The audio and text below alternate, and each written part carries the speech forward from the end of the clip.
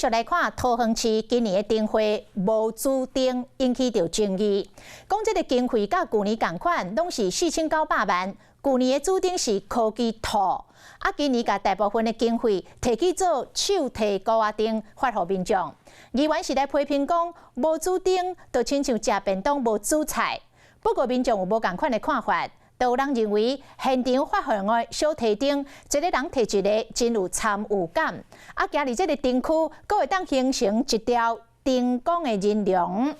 桃园市的管团局嘛来回应讲，无主灯已经毋是头一个咯，讲这个灯区每一座灯拢是主灯。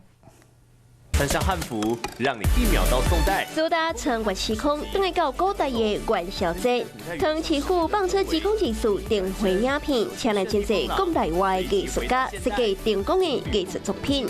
严格看看哩，都是无大型的上灯本。原来今年桃园市灯会无主灯，引起着争议。新竹呢，起码还有一盏不太像龙的主灯，然后让市民朋友产生一个讨论。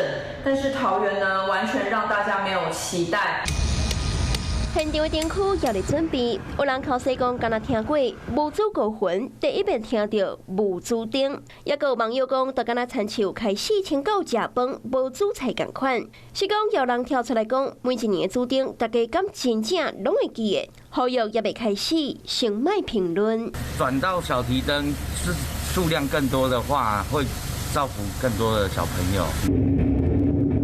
去年兔仔年注定是一只科技的兔仔，当时预算是4900万。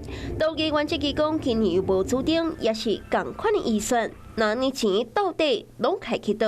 我想应该不会有这样子的问题哈，因为像我们过去哈，在2019、2020还有2022的时候，采取这个办理灯会的模式哦，也没有这个所谓的生肖主灯。今年是本用关挂灯代替传统的主灯，会当避免管理违规问题，符合环保概念，更该当中好利用。所以大家其实刚刚看到这些提灯，如果到时候每一个民众都拿着这个提灯一起亮着手从空中看，就像一条大的巨龙一样。对破传统，打造无主灯的灯会。桃园市府踏出第一步，虽然讲备受争议，严格民众有原是正期待。